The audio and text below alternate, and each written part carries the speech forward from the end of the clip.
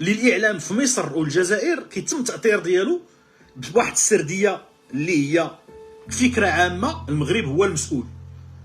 تيبداو هاد الفكره العامه وتيبنيو عليها الموضوع ديال الوقت، سواء كره، سواء سياسه، سواء اقتصاد، كيف ما بغى يكون، سواء ملف الصحراء المغربيه كيبنيو عليه هاد السرديه هادي. علاش؟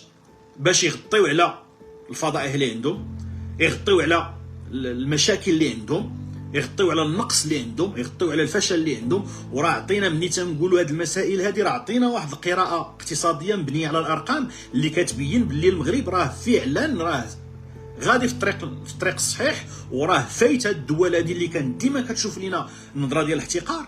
راه تناقشنا في هاد المسائل هادي، والاخوان عافاكم انا نعاود نقولها، راه فاش نتناقشوا في السياق ديالنا مواجهه مع دول اخرى، راه المغرب رقميا ولا حسب المعطيات ولا حسب يعني الارقام اللي عندنا، المغرب راه فعلا ارقامه يعني قويه وحاضر.